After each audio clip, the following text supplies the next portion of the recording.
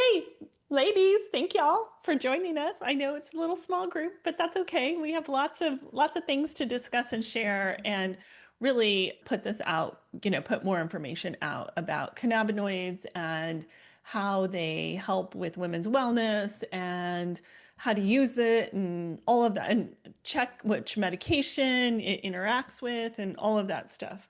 All right, so this is Rebecca Abraham, and I'm going to say this wrong. It's Plesio. Yeah. Yeah. Okay.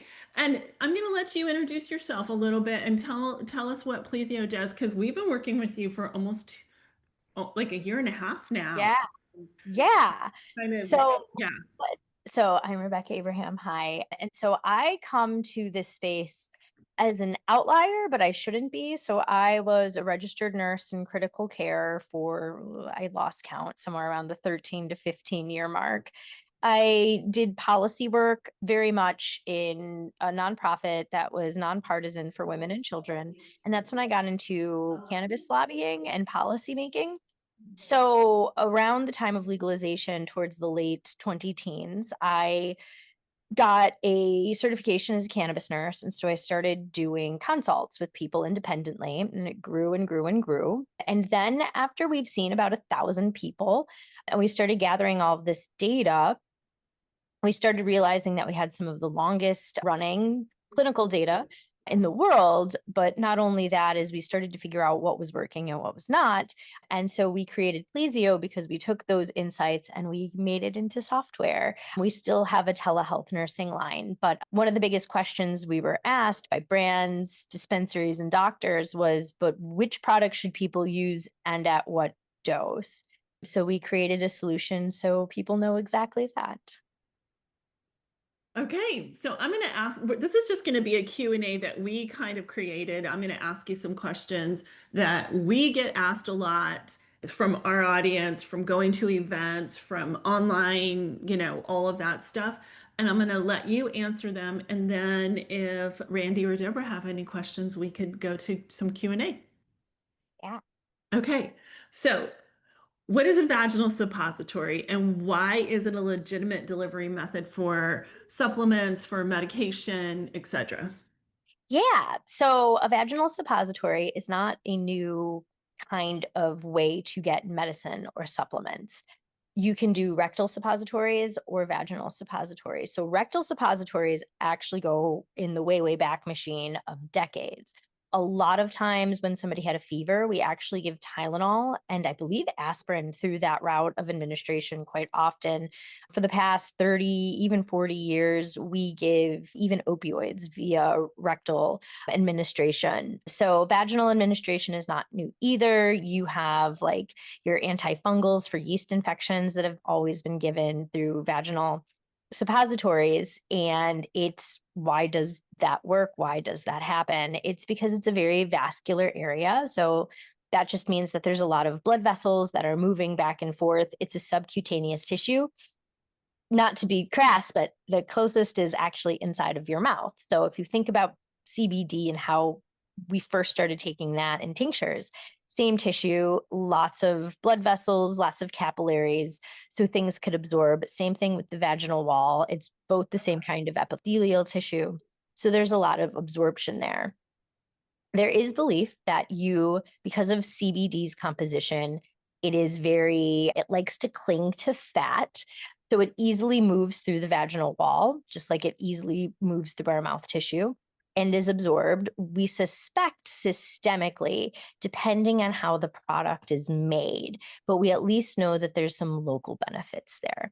So this is very old medicine just in a new product. It's nothing totally bonkers or new. And even herbally, about 20 years ago, there was a little bit of a rage prior to that of women treating yeast infections and other discomforts with garlic suppositories, honey, yogurt, all sorts of things. So, not even new to plant medicine and not new to cannabis either, and not new to traditional medicine.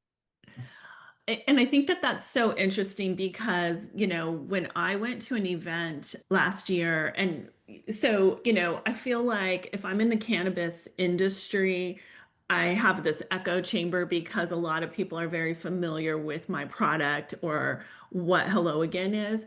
But then you go outside that echo chamber to the mainstream, and people are like, hell no, I'm not putting anything in my vagina. And so, I mean, I wish I had a camera behind me at this event. My cousin was with me at the time she was helping me. And every woman who walked up, I'm explaining, I have one in my hand and I'm explaining to them. And if you could see the expression on their face, I literally wish I had a camera just to like screenshot their expressions because it really was mind blowing to them. Okay, so moving on. When someone asks, oh, let's talk about the delivery method of vaginal versus swallowing a pill or taking a tincture or doing a gummy and how it bypasses your liver and your metabolism and your digestive system and the bioavailability of both because they're both good, right? We need both methods, but if you could explain the difference. Yeah. So when we talk about like missing first pass metabolism, so let's take a cookie. When you eat a cookie, it goes to your stomach, it's absorbed, like stomach holds it, small intestine, large intestine. But everybody knows that, like, to make it simply, I'm not going to make everybody go to like a pathophysiology and like anatomy class. But like along that path, as it just goes down the pipes, your liver, your gallbladder, your pancreas are all doing a job. Your liver's job is to process metabolites, right?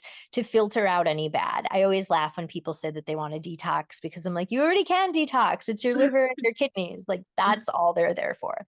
Most medications are metabolized, and not just medications, vitamins, certain components of food are metabolized in the liver through enzymes that break it down. There's liver also does a lot of other things with like fat storage and glycogen. But to keep it simple, so you eat a cookie, and then the caffeine of the chocolate in the cookie, it goes through your liver to be metabolized, right? And then it goes down the rest of the way and comes out. That is first pass metabolism. After it goes through your liver, it does then again get reabsorbed multiple ways through the small and large intestine, the caffeine from the chocolate and the cookie, the antioxidants, right? Because there's antioxidants in chocolate. The second pass is through your bloodstream. So imagine if we could have that cookie get absorbed in our mouth instead. Then it would just go through the bloodstream and it would never have that first pass metabolism. So when we take cannabis, either with a tincture, with a patch, and with a suppository, it misses that entire first pass metabolism. Why is that good? Because when we miss first pass metabolism, we do bypass sometimes absorption discomfort if somebody has trouble metabolizing, like people with CF. Oftentimes, they don't have the right enzymes to break down certain types of fats or foods. People who are on a lot of medications, you do potentially miss out on a lot of drug interactions there. So essentially, you're not resting the liver because it's still going to do the work, but you're just skipping it over one time, which could make a lot of things easier. You also get things directly to your bloodstream at a faster rate and more bioavailability. So the cannabinoids, the medication molecule sometimes is better absorbed because when it goes through that path of the stomach and the liver and the small intestine and the large intestines, there's a lot of things that clip away and sometimes even block the medicine of it all. There's certain edibles where if you're on a GLP-1, like they are going to turn off like the second it hits that small intestine. So that is the benefit of first pass metabolism, a little bit of more of bioavailability, so you get more medicine. The second is sometimes a faster response, or it doesn't hang out as long, and the half-life gets shorter, less drug interactions, less work on the liver. So if the half-life is shorter, does that mean you have to use more of it? So, not necessarily. It means that you can it depends. So this is the very, very agitating thing about all of cannabis. And there's other places in medicine where you get this same weird nuance. In cannabis, the answer to a lot of questions is it depends because everything is so personalized. So for some people, because of we're cutting this half-life, because we're changing the route, because we're cutting first pass metabolism, there are some people who will need more. There are some people who will need less. There are some people who could have the same problem. Let's say everybody's using Hello Again for menopause. Their hormonal balance is going to be different. Their body is going to be different. And so they might need completely different dosing. Right. One woman might need 2 a day. One woman might need half of a suppository a day. So it really depends on the person with the half-life and how that affects them. And with everything's nuanced. And there is to cannabis, particularly the non-THC cannabinoids, CBD, CBG, CBN, where there is a thought where taking it daily is what is needed because it does have a very interesting, like pretty long half-life, but the therapeutics sometimes with these other cannabinoids takes a long time to absorb and start working on the essentially on the receptor level. That's what I'm trying to think. I'm like chemical receptor. Like, I know for me, because my steady state is with Hello Again, right? So I'm not without it. But I know at the very beginning, I would pass out samples to friends or family or whatever, and I would get feedback of like, whoa, I felt that immediately. Like maybe one suppository was way too much for them. It kind of like they felt it in their body immediately.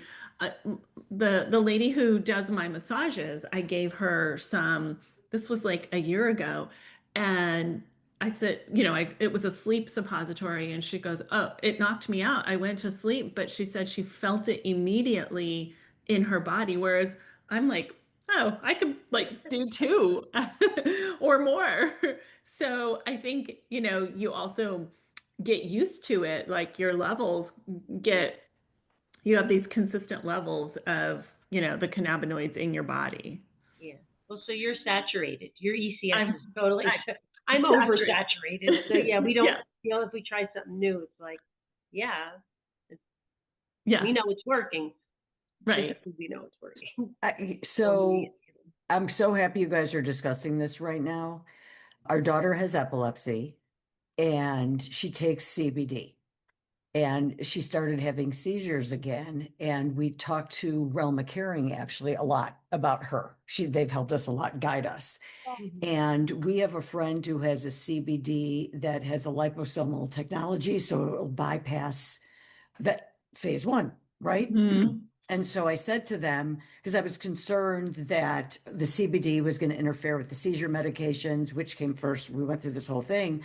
They told me they recommended not to do it for her because I thought, oh, this was genius. One, it wasn't whole plant, but two, more importantly, they said how it was going to absorb into her system, how sensitive she can be, and what that could do to her versus doing it through the tincture way. So I'm finding I know it's not suppository, but it's the same.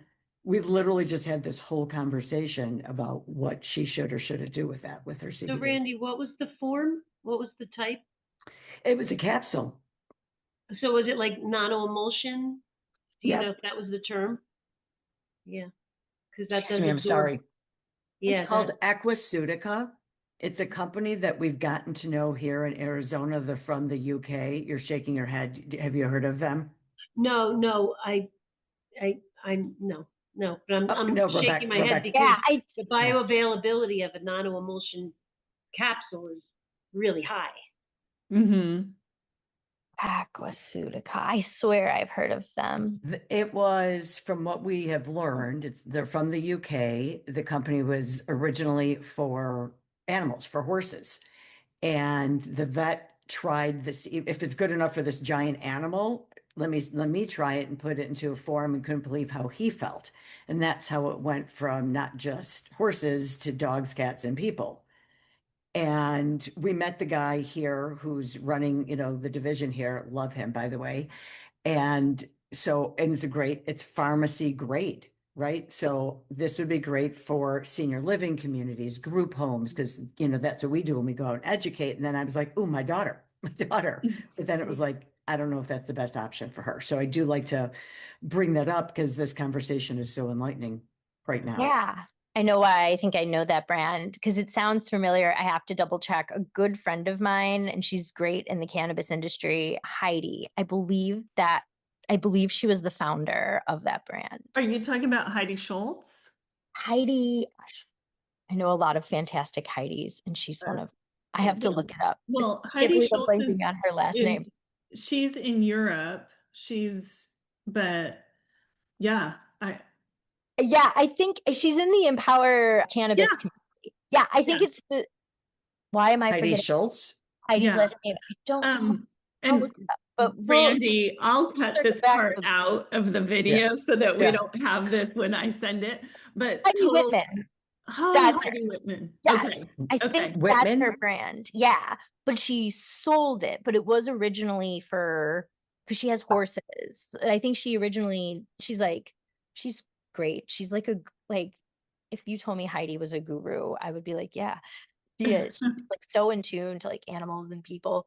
I think she created that brand, and then I do believe she later sold it, but like that's how I know it, at least at one time. I don't know what happened after she sold it, but she's a legit person.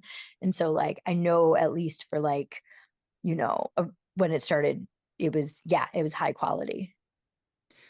And Randy, I could introduce you to her as well. Oh, that would be great because when we work with people, we want to give everybody all their options with whatever delivery method, top to bottom, what works best for the Right? individual. Yeah. Okay, so Rebecca, you mentioned the word systemic and then local, and I think it's really worth explaining the difference so that everybody knows what the difference is versus, local versus systemic. Yeah. So systemic is something that goes all through your bloodstream. So when you take a pill, when you take Tylenol, drinking water, systemic. When you smoke cannabis, when you vaporize any kind of cannabis, when you eat it, it goes through your bloodstream, right? And you feel it everywhere. It touches all body system because it goes through your circulatory system. And so it's everywhere. Everywhere there's receptors is systemic. In the case of something localized, it just hits essentially like the targeted area. So this is like if you use a lotion, oftentimes like arnica, if you use any type of like cayenne pepper, I think there's like some folks who naturally will like mix cayenne pepper with various creams and lotions. Like you'll just get this like local Mhm. cooling effect, lidoderm patches. That's all very localized. When you go to the dentist, when they shoot lidocaine in your gums, super local, because if they gave you the lidocaine in your bloodstream, it is an antiarrhythmic and an old one that doesn't really work that well, and you would have a crazy heart rhythm. So there are things that like can be absorbed systemically that are not, but typically we just mean very, very localized. In the case of suppositories in particular, it's actually the question that is happening in cannabis right now because we know, when I pull up my medical database of like, what is the half-life of suppositories? Like, where are they absorbed locally, or is this going all through our bloodstream? With cannabis, the consistent literature used to be for vaginal, we don't know. And that is now changed to, yes, probably systemically absorbed, depending on how it is made and how much CBD is there. And this could absolutely depend on the cannabinoid, because I have also read that CBD is systemically absorbed vaginally, but THC is not. I've read that there's more for all cannabinoids that rectally there's potential for higher chance of systemic absorption than vaginally. So That's interesting yeah, Yeah. because I obviously use it vaginally. I've never used it rectally, but I do have people who use it rectally. So that's very interesting. I would love to know like how you compare it. yeah. And I will say, for anybody out there who's like rectally, ooh, that sounds if it sounds scary, truly, I was an ICU nurse. I gave rectal suppositories a lot in the ICU. Awake patients, not awake patients. It feels like nothing. You don't, it's not painful. You truly don't feel it. It sounds like it would hurt. It doesn't. That yeah. So I want to like take that fear away from everybody, because these are questions that people are afraid of ask, especially Mhm. women less so, because especially if certain age, if you've had children, like you're kind of used to being, Exposed. exposed and, assessed like very invasively, for any reproductive related test, like since we're young, right? Particularly for any men out there, I know they get a little squeamish. So I want to be transparent, like, don't be squeamish. Like, it is not painful. There's not even discomfort. It goes in, it absorbs, nothing comes out, especially rectally. It just absorbs, and go That's along it. your day. Yeah. And we have customers that are male, and like they don't have a problem using it, but I know if I was to say that in a room full of men, Yeah. especially Western men in the US, they would be like, what the fuck is that? And I'm not sticking anything up my ass. But anyway, yeah. Yeah. Yeah. When medical first became medical, and we were in Chicago, and this was back in 2016, and I started my business because I was helping my mom. And her pain, they were trying to get us to use suppositories for her. They felt it would get absorbed. They told us at that time they had more men coming in, businessmen coming in for suppositories who had issues and needed it because of it, how it got absorbed. So I wish we can like go back and get that same group. But they said that they had more men than women using it back then when we first started for that reason, because then they can go on with their day. They didn't feel high Yeah. and they got the relief they needed. Yeah. And there's no head high, whether it has Correct. THC or just, the minor cannabinoids or CBD. Yeah. Yeah. Yeah. Absolutely. And to women who, might be nervous, if you've ever used a tampon, it is less than that. Like, I would say that tampons feel much more invasive, or the cups, the silicone cups, more invasive. It goes in, you truly barely feel it, and it's not a discomfort at all. It just goes in and then melts. You And go it's about your day. Yeah. yeah. I think Um, it's people's fear. It's just that it's cannabis or it's CBD. I correct. don't think, because when you mentioned the yeast, God, it brought me back to college. I mean, that's what we did. We had to use that. It was our only choice. That Yeah. was your So only choice. it Yeah. was your only choice. So I don't think women's fear is necessarily the suppository. It's the aspect that a plant is going in my vagina. Well, and we also have botanicals in ours. So, like lavender, chamomile, lang lang, bergamot, all those Yeah. things, which we know help with whatever symptoms. I mean, if you take them orally or put them on topically, they help. But to think of it all in one suppository, along with, like you said, Randy, CBD or minor cannabinoids, that I think it's that whole. It's a vaginal suppository, and there's cannabinoids in there. Those are the two Yeah. lanes that people freak out on. Yeah. Yeah. Okay, Rebecca. So, how does the endocannabinoid receptors in the vaginal tissue fit into our whole body? So, like, I know just from all the things I've studied, the endocannabinoid system is the master regulator of mood, temperature, inflammation, sleep, pain. And so, if you are putting cannabinoids in your vagina, this is a question I get asked a lot.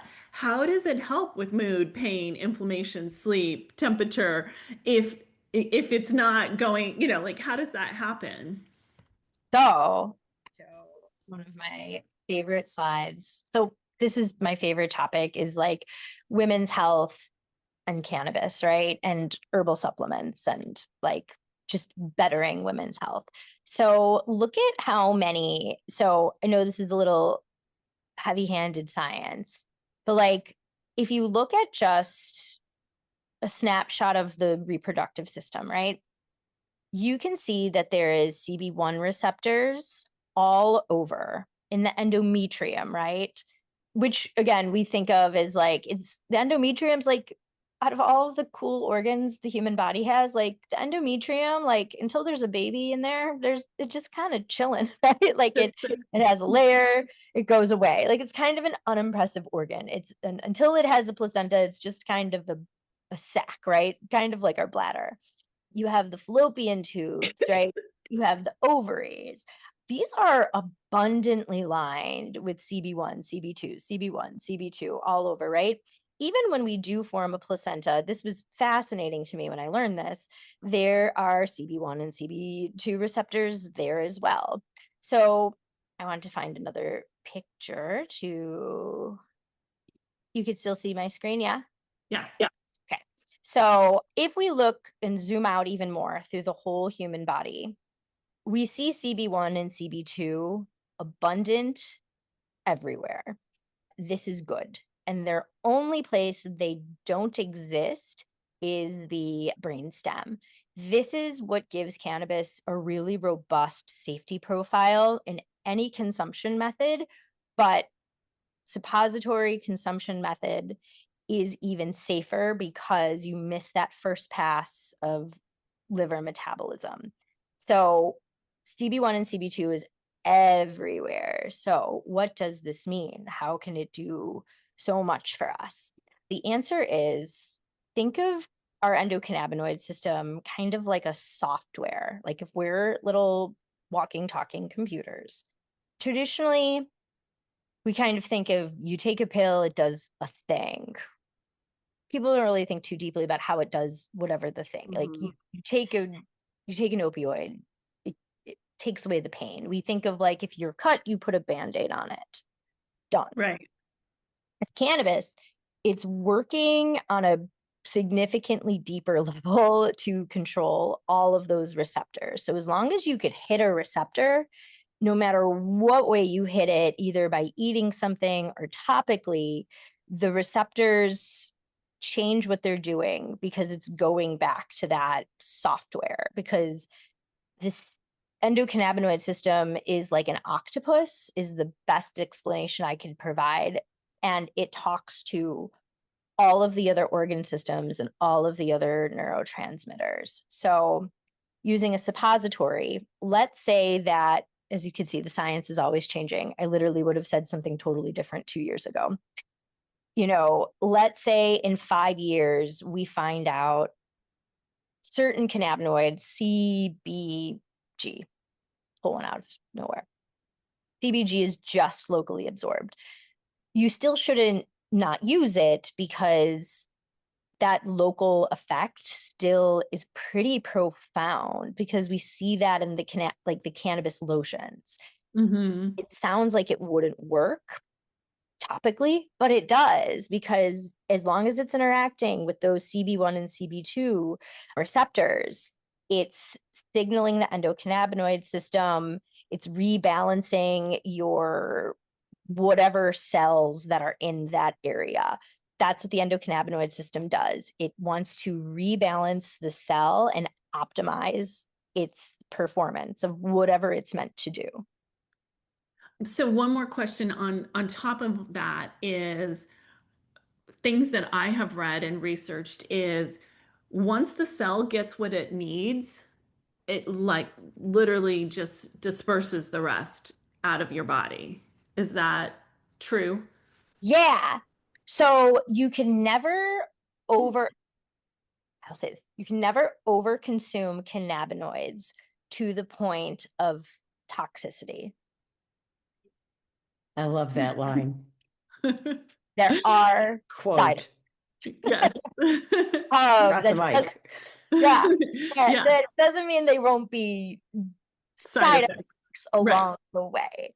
Those side effects are much less significant when it is CBD, CBG, CBC, essentially anything but THC. THC. That is the only one where the side effects can get truly uncomfortable, and the only cannabinoid that leads to the occasional cannabis hyperemesis syndrome. The CBDs, the CBCs, the CBGs, you can use really high amounts of it, and it will After that threshold, once you hit your optimal dose, let's say your optimal dose, like we see this in literature for things like epilepsy, for like veterans with PTSD, we see the CBD doses being 20 milligrams per kilogram, which is thousands of milligrams of CBD, Hi. right? So let's say you're a person that just needs 500 milligrams a day, but you consume 1,500 milligrams of CBD. You won't die. You'll, the worst effects you'll get is perhaps, this is our most significant worry at this point with the research we know, drug interactions, right? We don't want you to get too much or too little of other things you're taking. The second is you might have side effects. What are the side effects of CBD, CBG, CBC? Side effects for these cannabinoids are sleepiness. Sometimes that's a desired effect. It opens up your blood vessels. It's called vasodilation. You could get dizzy, so drinking water is very important. That will mitigate some of that. That's kind of it. You might get dry mouth. Like there's not a lot that to really write home about. And the cells, we're seeing this in research, and we have been since the 90s, where cannabis is funny because it regulates the cell to do the job to optimize. So we see CBD, very interesting, being this anti-inflammatory with various pain processes, right? We see that in literature. We see that it works the same path as Motrin and COX-2 inhibitors, but with a better safety profile. But what's interesting is when there was research on cannabis done on HIV patients in the 90s, when nobody knew what to do, it did the opposite. It didn't immunosuppress. The HIV patients had their white blood cells increase, which is, these two are opposite things. So yes, like the body endocannabinoid system is going to be one of those fascinating scientific movements, I believe, of the next 100 years, just because of how cool it is. It's just like, it kind of knows what to fix and how to fix it. Any additional beyond that, excluding drug interactions, yeah, it hangs out in your receptors, it floats, hangs out in your fat, comes out slowly in about 30 to 45, sometimes 60 days, but really no harm after that initial sleepiness, dizziness, maybe dry mouth. Fascinating enough, the one place where we note women in particular don't have dry mucous membranes, remember, same tissue, is vaginally, which speaks to, again, cannabis optimizing and just knowing like what not to mess with, like get dry mouth, but there's been no change in research with vaginal lubrication, which is fascinating. It's interesting that you just said like vasodilation and then lubrication, because those are the two kind of benefits that I talk about as I'm talking to women. We also have cocoa butter and vitamin E and avocado oil. And so those are all moisturizing elements within our suppository. But never do I hear that it causes dryness. I mean, it always causes lubrication, or that's like the benefit. But then talk a little bit more about the vasodilation, because that is one thing. So as a woman going through menopause, right, our libido tends to drop, right, or go in cycles. And a lot of times I hear from women as I'm at events and as I'm talking to them that their libido has just plummeted. And then how do they revive that libido? And we talk about, like, I know red light therapy is really something that people talk about, vibrators, to bring blood flow to your vagina. But how does cannabinoids, how does that work? I love this question. So I think cannabinoids, there are two things where I think we'll see the science take off like a rocket ship, is symptom management for pain and anxiety. And then this other bucket of women's sexual health. With Viagra for men's sexual health in the 90s, that was huge, right? They took a medicine, Viagra, sildenafil is the generic. What Mhm. sildenafil does is it was actually being used for something called pulmonary hypertension. What sildenafil does is it massively vasodilates pretty specific arteries and veins. I hope there's when a pharmacist or doctor comes along and listens to it, I know my science is like not 100% accurate. I'm such a perfectionist where I'm like, I know. Like, so no, I'm like very much simplifying this. So that medicine worked for, male erection issues. So, and they tried this with women. They've recommended it for women because cannabis. So no, sildenafil, Viagra, and cannabis, all cannabis, vasodilate in the very similar way. The pharmaceutical companies since then have been trying to hit this market of female sexual health. And they noticed that Viagra wasn't doing for women what it did for men, which was strange because it's the same thing. You get the blood flow, like you're vasodilating, you're going from constricting to opening up. Therefore, there should be blood flow, pleasure, done, right? No.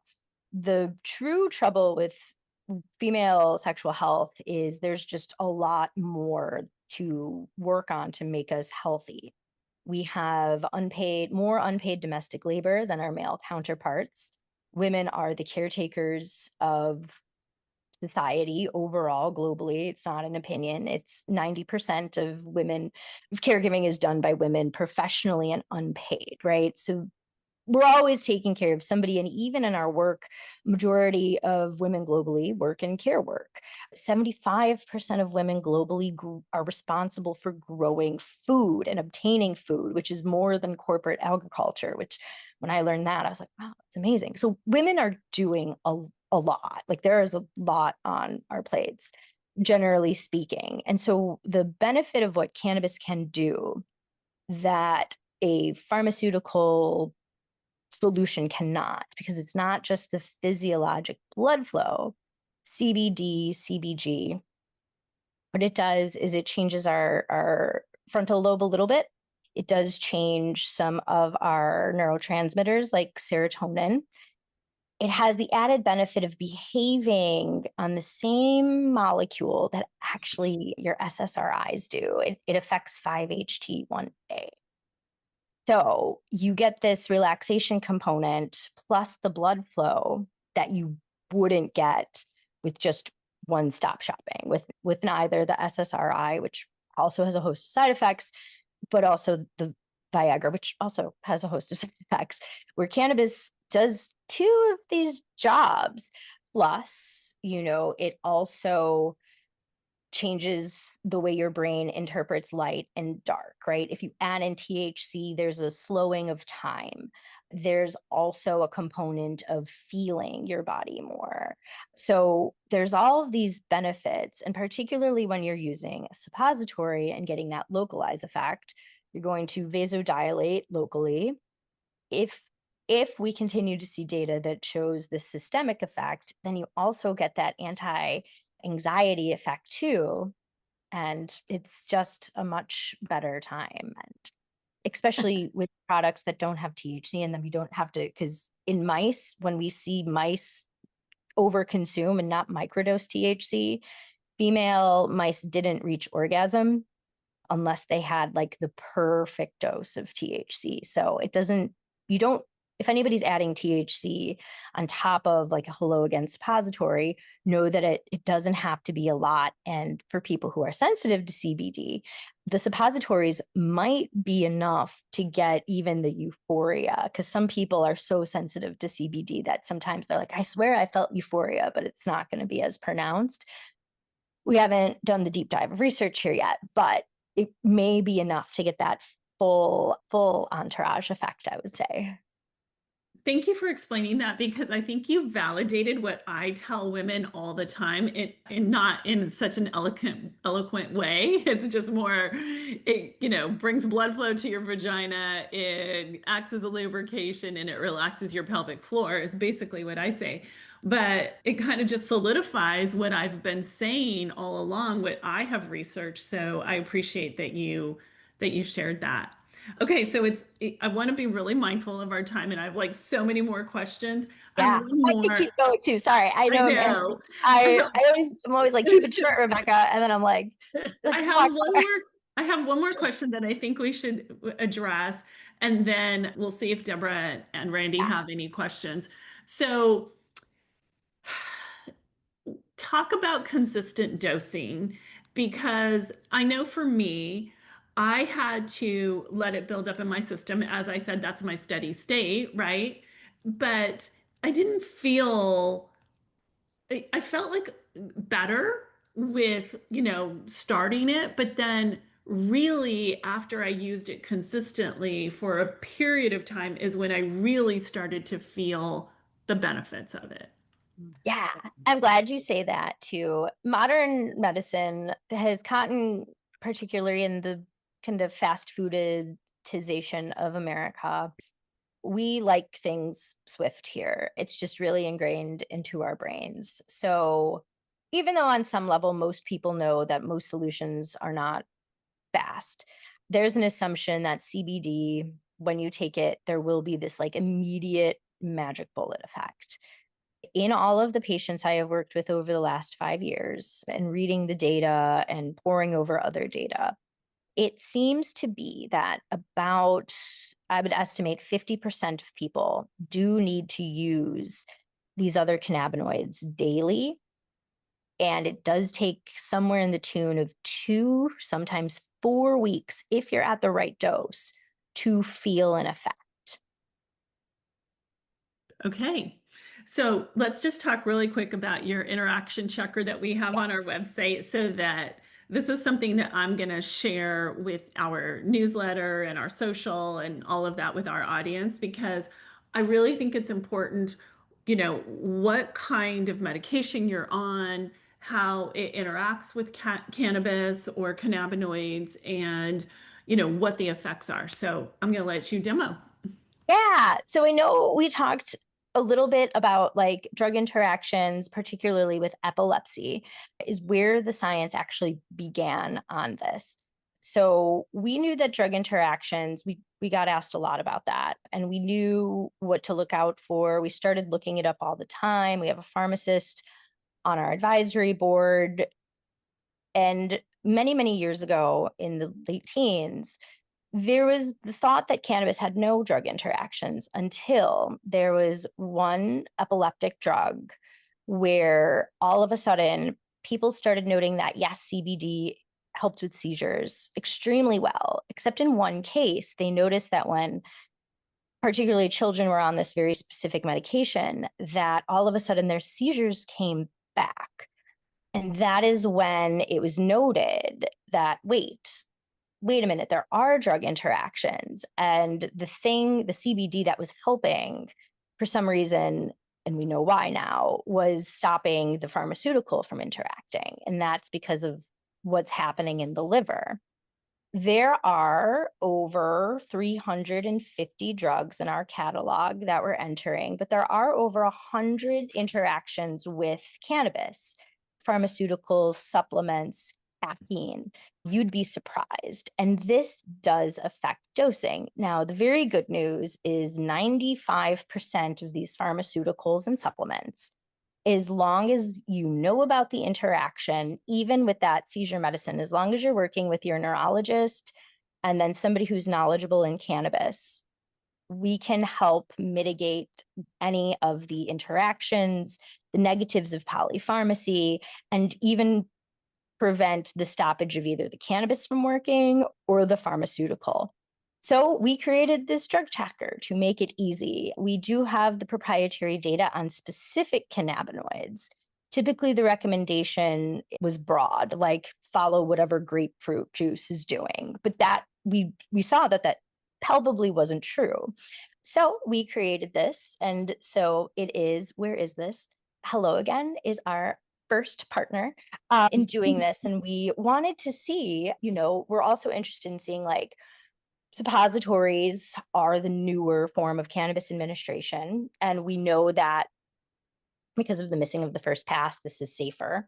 So we built this for all forms of consumption, but know that you have a little more room to wiggle around with a suppository. So if you go to shop, if you pick your product, so menopause, drug interactions,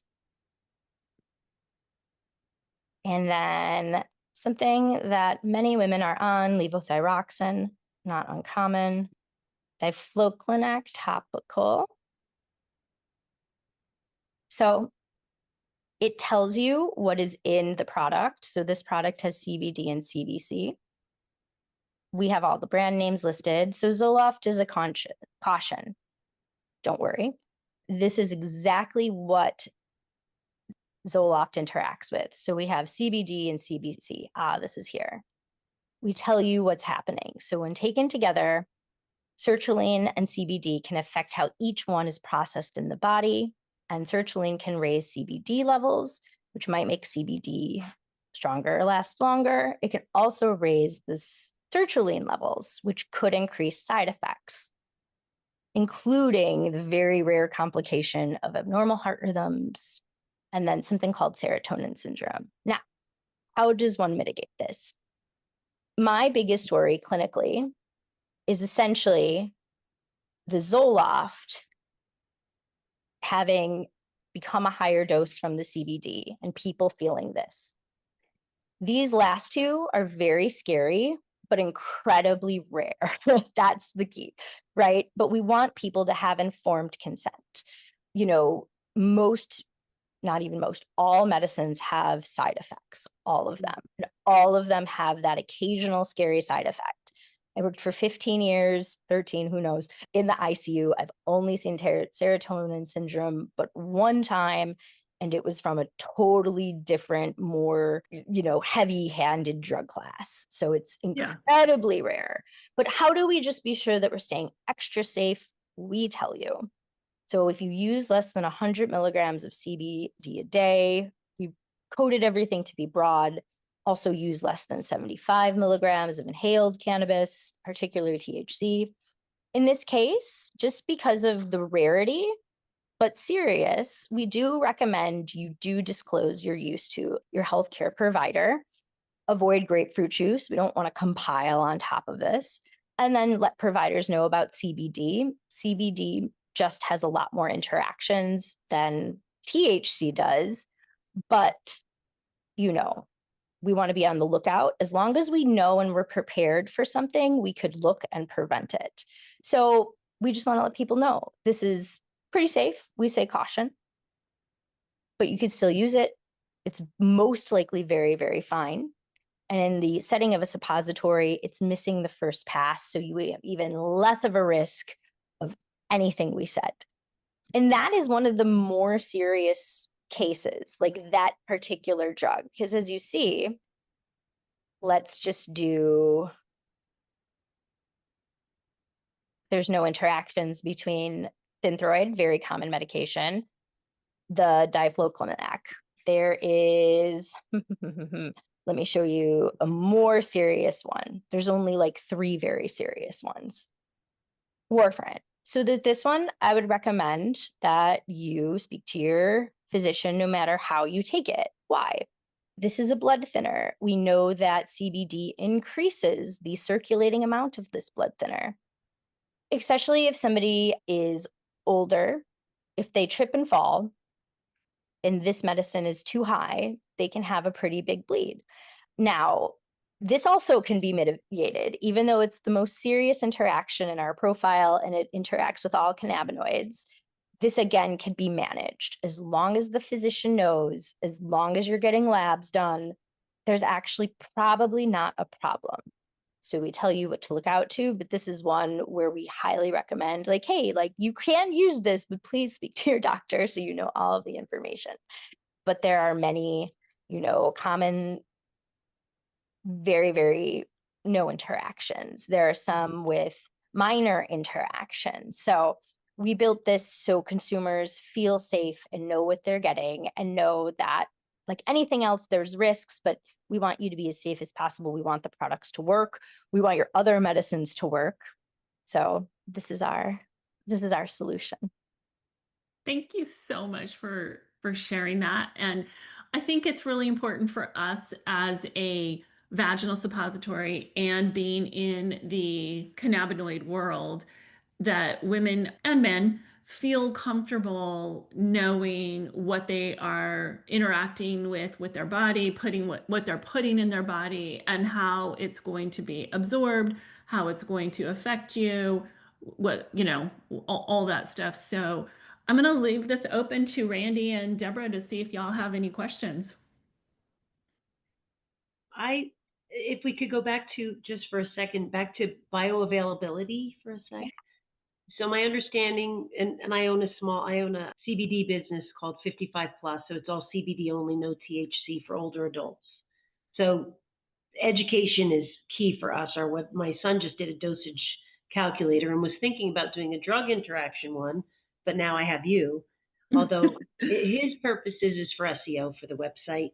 Mine is to educate people, but he's like focused on SEO. Anyway, so as far as bioavailability, my understanding is that a gummy has the least bioavailability for all the reasons that you told us.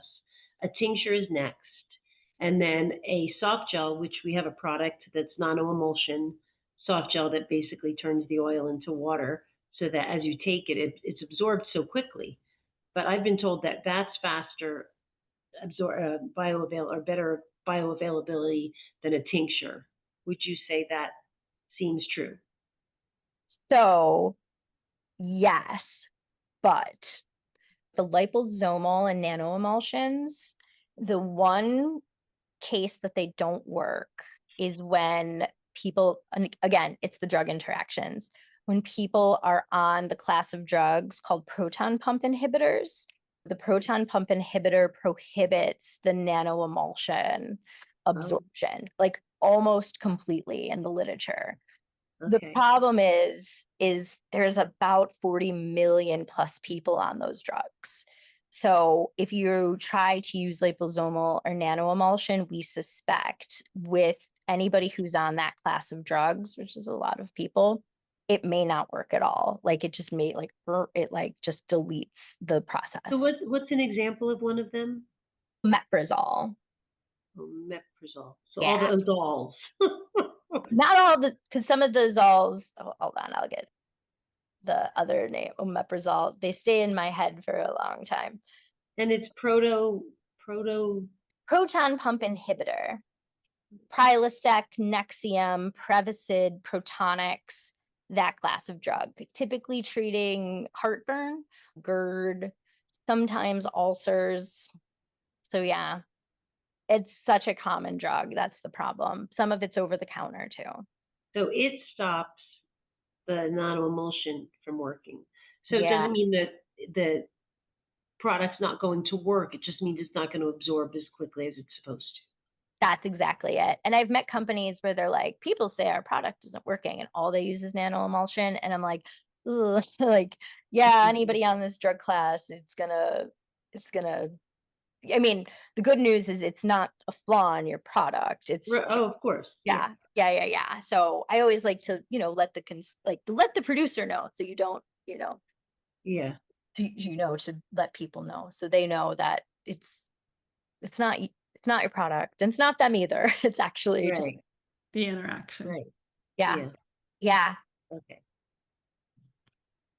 I have so many thoughts and questions. I love it. So many. I can start with the drug interactions that you just did. Yeah. Because we have been very clearly been educated for our daughter. I mean, what Rob and I do, my husband, we educate seniors, veterans, anyone with medical conditions about medical cannabis, how it works in your body, and we recommend products. Yeah. So we do a lot of concierge clients. And the first thing we always tell them is to check with their care team, but we refer them to drugs.com. So right now I'm super excited about you. So Thank you. everything you just did, because drugs.com it doesn't give you the clear picture on those medications, what they do. And I love how you're breaking it down. So Lisa, I love that you're putting that on your website. Thank right you. From the beginning, because it's super important. It's like, yes, no, holy crap, like I have to figure this out. But we were also educated on separating it, you know, like, so Alex takes her seizure medications an hour and a half or 2 hours away from her CBD. Is that something that you can add, like put it, you know, that would be, I think, beneficial for people to know, because I didn't see it there when I Yeah. saw it, but Like to th- separate it, is that what you're saying, Randy? separate it. She Yeah. can't, because it's being processed, you know, we want to make sure she gets the full effect of both medications. My brother-in-law has something called TN, Yeah. and he recently had to get put on medication that made him really sick. And when he got sick, he wasn't getting the other medications. Everything went out of his system. You know, so it's just, I'm just every day seeing so the importance and the value of, Rebecca, what you are launching right You. now, so people thoroughly can understand, since more and more people are using cannabis as medicine, CBD for medicine. The Yeah. allergies with the grapefruit, citrus, people don't know that. So the more people that know what can happen, the better, in a Mhm. clear, and just, oh my God, I'm so excited. And thank you. For some of them, we do. So some of the drugs we didn't put it on, thought that it made Okay. like negligible difference. I haven't played with this. I'm just Yeah. hearing about you Don't doing this now. Right. So, And every day it does change and new information's added. And because we have a long drug library, and of course, the science is changing concurrently and there's new drugs. So we're always like updating, updating, updating. So for metoprolol, this is pretty common. It's a beta blocker class. People take it for blood pressure. People who have heart attacks are typically on it after an event. It's for heart rate too. Like if you have a very fast heart rate, it slows it down. So this is the case where we absolutely said that. So we tried to keep the recommendations short because, yeah, in the digital age, you need to get the info as the But most vital information fast. So first for some invest. of them Yeah. where we thought like this is something that will truly like that people like need to know, we just kind of prioritize like what recommendation and Great. intervention is the most pressing. So like for this one, it can make you really dizzy. So plus the vasodilation of cannabis, we're like, please stand up slowly. Because we built this assuming like, what if the consumer, what if, we've also built for the healthcare side, but for the consumer brand dispensary side, we thought like, what if we're their only interaction with healthcare? What if this is all of the information in healthcare they're getting? Like what can we do to optimize their safety, assuming they never touch another provider? So That's really good, because the more bud tenders and people in the cannabis industry that we talk to, a lot of them aren't taking insurance. They don't have health care, Mhm. yeah, and they're relying on this type of information. Mhm. yeah. Yeah, and we know that, you know, I know it's hard for physicians even. Like that was the other thing. Like you have this thing that 200 million people are using and physicians don't know. There's another drug. The only like second scary one is one that is used after people have a heart attack with an intervention, Plavix. I can't tell you how many cardiologists from like, oh yeah, somebody had a major heart attack and went to a place called Cath Lab where they open you up with a stent, that the CBD in particular can decrease the Plavix. Why is that bad? It could lead to a secondary event. But in the amount of cardiologists were like, wait a minute, you say CBD, and we were like, oh yes, we're very sorry. And you just see like, oh God, I've been recommending CBD. So like probably fine for people under a certain dose who've been on Plavix long term. But yeah, it's something that we notice like doctors need to know this. And bud tenders, there's so much, so it's hard for physicians and it's hard to know for nurses. And drugs.com is not, you've read it, it's not clear as mud. But we It's haven't so had anything until you. yeah. And they didn't have the other cannabinoids. Like you could tell that they were just like CBD, whatever. It always was with grapefruit juice, right? And we saw bud tenders. We did market research for a while where we would go into the dispensaries and I would just act, we were kind of spies. We're like, what interactions are there? And so many times we get, no, it's totally safe. And it's complicated science. And then you have people who are turning over quite fast in the industry. So we Right. wanted to be sure like no matter how fast the churn is, no matter who's behind that counter doing it, even if it's a nurse or a pharmacist, we noticed like there's no education here. I had a long career first, and then I spent years reading and knowing. It's not, it's a whole subspecialty. So we wanted to make that accessible to keep more people having the benefits of cannabis, but also keeping them safe. Mm-hmm. I love I it. need a whole talk with you because I need to understand so I Yeah. can. I do because Yeah. I want to. Understanding everything you're doing and using your resources can help me help so many people. Yeah. Like we literally, I just got another call today from someone who's got stage 4 colon cancer that wants to start talking to us.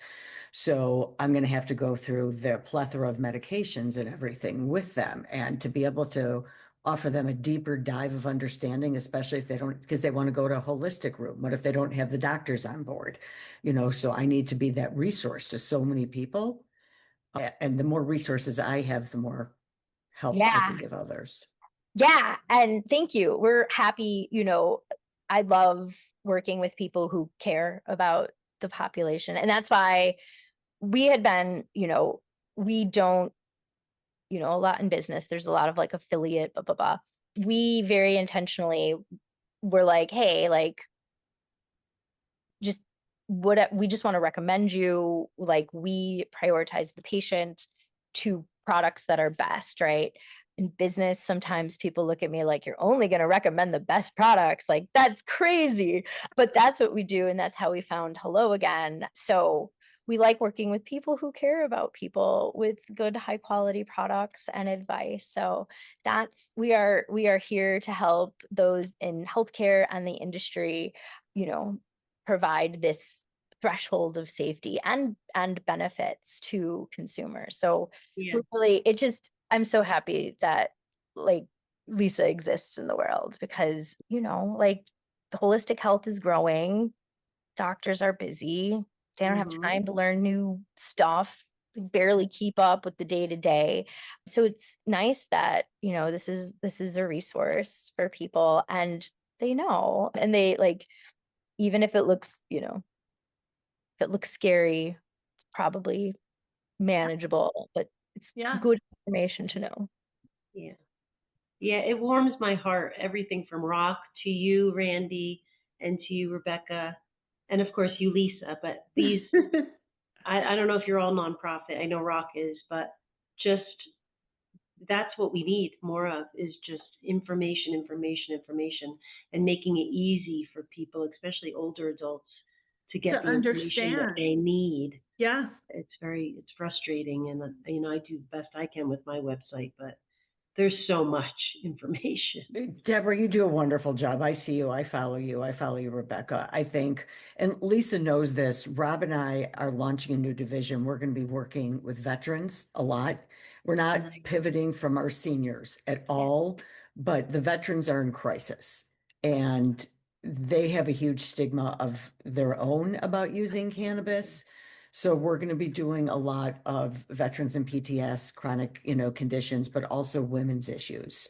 Yeah. And we're in the process of working through how we're going to do that, but bringing you guys along for that journey because we're based in Arizona and we're going to be doing, as I say, make all our mistakes here in Arizona, then we can spread it around the country. But really figuring out how we're going to do this, but working in cannabis and women's health is really a big part of that journey with menopause, I have endometriosis. Well, not really anymore, but all that journey and what you guys bring to the table, I think would be really, really helpful as we continue to figure out how we're going to grow this process. Awesome. Yeah. Yeah. I mean, that's Great. my mission, is to figure out holistically how can I introduce not only Hello Again as a vaginal suppository, but how can I continue to support women through their wellness journey? And if our product doesn't work for them, where can I give them resources to go to Mhm. stay in that lane of holistic health? Hello Again is doing another webinar with Bonnie Goldstein and actually Ricky Lake and Abby Epstein, we're going to do like evidence-based cannabis medicine for women. And that's on the 18th of February. And my goal is to just continue to be a voice in this in this space. Exactly. Me too. It's really needed. It's really, really needed. But that's where, Rebecca, you and I, Yeah. because I don't think you sell a product other than your Nope. drug interactions, which is Yep. not really a product, but that's why it's so important for us to know what's on the market, because when it comes to CBD, I want to know all types of CBD because I want to know where to refer people to. Because one Yeah. might, even though it's good, this might be great. Charlotte's Right. Web's great, but CBD wellness is going to work better for someone else. Yeah. So it's really Yeah. important for us to know everything that's on the market, especially with CBD, because you can't really walk into the dispensary anymore and find CBD. Right. Everyone keeps saying, Not without THC in it. No. no, but nobody's telling them that, okay, here's an edible that's 20 to 1, you're getting your CBD. So, And no. I still got high. Yeah. 1 milligram of THC. Yep. One. I'm not surprised. Yeah. Not high, but I couldn't find. I was like Yeah. trying to work. Like this wasn't supposed to do. You know. So Yeah. that was my yeah. Yeah. Yeah. And yeah, and not all products work equally for everyone. And so Correct. Exactly. especially in the CBD edible space, like we Mhm. noticed that like extraction method matters. Like what are the other Mhm. ingredients? Like if I have somebody with celiacs versus somebody who needs to eat something that's kosher and vegan, like there's so Right. Exactly. Yeah. Same yeah, thing. Yeah. Yeah. personalized medicine is nuanced and personal. Yeah. And what I think is good for cannabis, actually, it's funny, the kind of the unlikely heroes that help this industry and holistic health at large is the GLP-1 space evolving. And recently I read that GLP-1s fail for 50% of the population. And I was like, well, of Mhm. course, like no medicines work 100% of the time for 100% of the people. But now there's this big interest in research moving forward to personalized weight loss and personalizing medicine. And when I saw that, I was like, oh, awesome. Like that's exactly where all of medicine should be going. And it's Yeah. funny how it leaves this room for like, yes, there's a pharmaceutical, but it's not going to work for everybody. Or it will, but you need to add this, or you just Right. need to use something Right. holistic and that's what works for you. And so Mhm. I'm like, it's the same for cannabis. Like sometimes the cannabis is great by itself. Sometimes Yeah. you have to work with something else. And for currently our current statistics are we can achieve 90% of our patients that have come to us have achieved they have achieved their health goal and symptom reduction. There's still a 10% that doesn't. And like maybe that 10%'s just gonna, you know, pharmaceuticals are what's gonna work Mhm. or surgery. So Mhm. it's cool to see like other things helping us. Yeah. Yeah. I tend to One find more. that smaller percentage, though, people aren't consistent. Correct. Like, so I think a Yeah. lot of consistency and people give up faster than they would elsewhere. So like Hmm. I still think that's skewed in that even though it's small. Yeah. 100% too. Yeah, Yeah. because you have to find the right product. Then am I at the right dose? And Lisa and I yesterday were talking about, or 2 days ago, how there's like layers of inflammation essentially. And somebody has a Yeah. high symptom burden. It's been there for years because of Mhm. whatever cause, like first you have to figure out, is this cannabinoid working and at what dose does it work? And then Right. you have to consistently use the Right. dose, which is Right. that's a very long process for It people. is. I Oh, just so gave many my friend times. CBD and I said, I'm going to give you this, but only if you promise me that you're going to actually use it Use because it. I want to I know it's going to know. work. I know. Otherwise, I'm not giving it to you. And I want journals. Randy, I have given away so many So samples of Hello Again when people come to me and tell me whatever problem, symptom, issue they yeah. have. And then I'll follow up and say, how do you feel a week later, 10 days later? Did you take, oh, it's in my drawer in my bathroom. Yeah. Or they tried it once. Once. Once. And Once. maybe got a headache the next day. Well, could the headache have been from how you slept that night? Or you know what I mean? Like, were Yeah. you sleeping like this? I Yeah, don't know. But come on. It just drives me crazy. I Yeah. know. Yeah. So, but I'm on this proton pump inhibitor because I have so many people using our nano emulsion soft gels, and I have people that come back in 4 days and are like, "I'm cured." my thumb wouldn't bend, and now look at my thumb, and then other people that are taking it, for 2 weeks straight and are like, I don't know. I don't Yeah. know. So there's now you added one more thing for me to worry Oh, about. I'm sorry. I apologize when the science changes yet again and I say something else. No, I'm grateful that I know this going into this. I have an intake tomorrow and another one this afternoon. So Yeah. thank you for that's Yeah. that's important. And we exist, like we said, we don't sell any products. We do endorse good products, but we are here as a resource. So we like to take the burden of managing all of this off of people. Thanks for showing up and sharing. And thank you. Thanks, Rebecca. Lisa, thank you for doing this. I really Thanks, appreciate you Randy. doing all this. Thank you.